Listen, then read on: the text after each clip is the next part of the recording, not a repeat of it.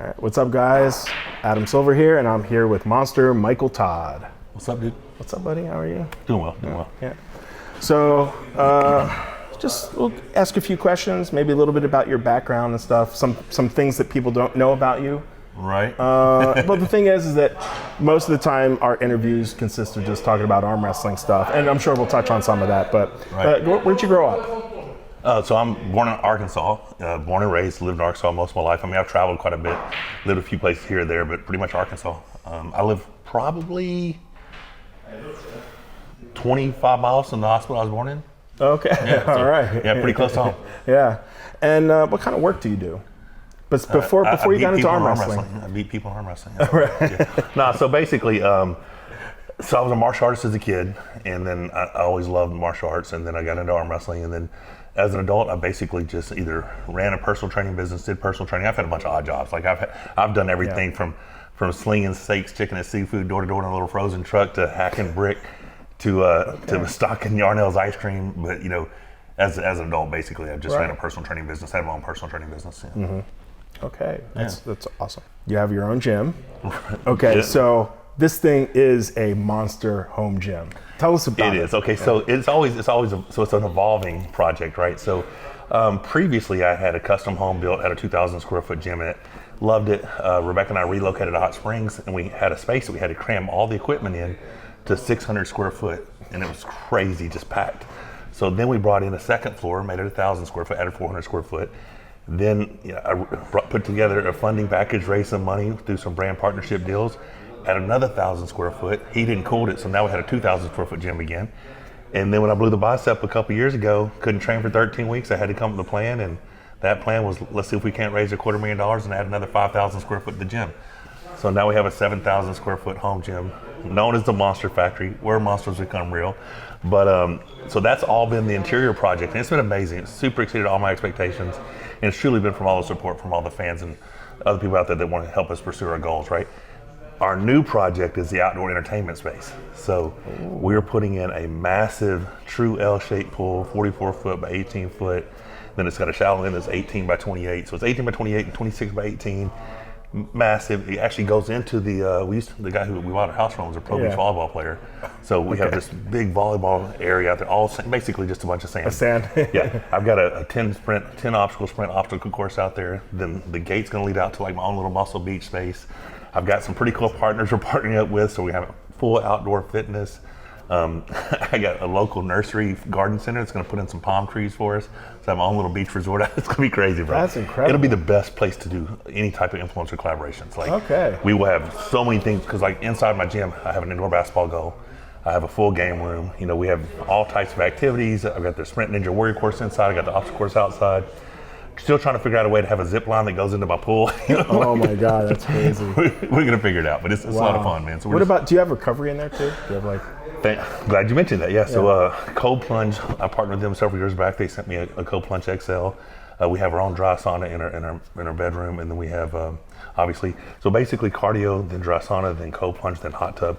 And then I was blessed to partner with Elevate Health, and I have my own hyperbaric chamber at home. So, oh wow, yeah, so it's amazing. How many people have a hyperbaric chamber at home? Well, I would think the true professional. We're professional athletes. Yeah. We're not necessarily treated as such throughout the years because a lot of people didn't know that. Thanks to East vs. West Kingdom Table, we're actually becoming more. I mean, like people can see a path to being a professional athlete as an arm wrestler, right? Provide for families, make a living, and so other professional sports, you'll see a lot of football players, basketball players, who have hyperbaric chambers in the house because recovery is so important. Well, I turned 52 in like 5 weeks, so I need everything I can get. So having a hyperbaric chamber, the Cold Plunge, I'm a big advocate of recovery. I don't think there's such a thing as overtraining. I think it's under recovering. Okay, and now I don't know whether you're still doing any of the personal training, but is it all 100% arm wrestling related business or? Okay, so we actually just recently went back because we have the facility and we kind of had a demand for it. People were asking us to start personal training again. So Rebecca and I opened back up our personal training business. It's huge. Yeah. It's massive. So seriously, I can get people in there. We have a program that I came up with about 20 something years ago. I can get you in and out 3 days a week, 30 minutes a session, right? And you have a full commercial gym, but you don't have to fight a commercial gym to use the equipment, right? You're in there for a session. I could be training somebody, Rick could be training somebody, we get the whole thing done.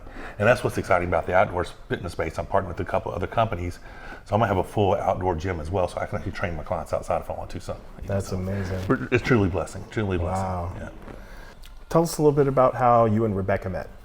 Well, I was her personal trainer. Rebecca was looking to get in shape. And a friend of hers had told her about me. And the funny thing was, she thought she was going to call this number and get these DVDs sent to her. They're like, no, he lives like an hour from me.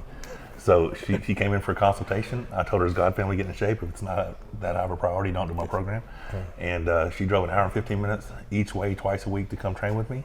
And I didn't fall in love with her. Yeah, I mean, it was just, she was the person that I was meant to be with my whole life. Yeah. You know, it just took, the funny thing was, my first ever wrist wrestling event was the 1990 Saline County Fair.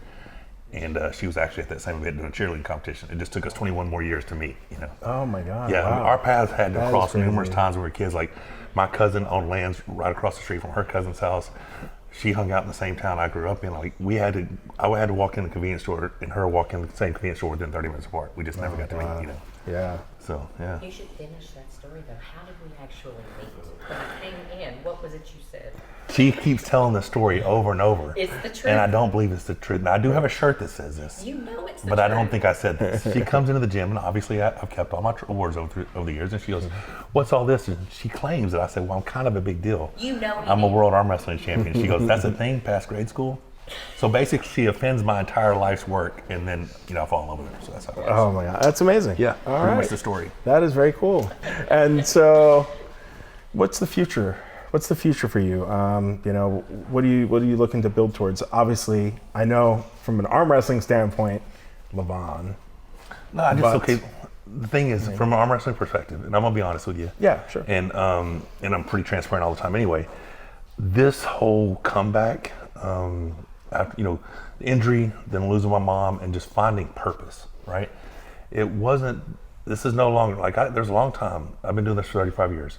And like I said, I've kept every award and everything. And a lot of that was like, you know, look at all the stuff that I'd accomplished. You know, 23 world titles across all the promotions, you know, 36 national titles. Yes, I've always been a believer, and I always, you know, I do all things through Christ, but I took so much credit for that myself because it's my hard work, my discipline. And this time, I just don't feel that way. Like, I feel like God has blessed me with an opportunity to show the world that all things are possible through Christ. People say, well, that's not how that scripture is meant to be. Well, that's how I read it. Mm-hmm. It says all things. Yeah. So that doesn't leave anything out. So I have a very big, tall task in front of me, literally 6'9". You know what I'm saying? So, and I've got my work cut out, but that's the path to what I want to do. So, okay. And I think he's walking behind me right now. Right. But yeah, so this gives me an opportunity to do that. So I've said it, and this weekend coming up, and I don't know when this is going to air, but you know, this is Mother's Day weekend. Mm-hmm. My mother's birthday is on Mother's Day.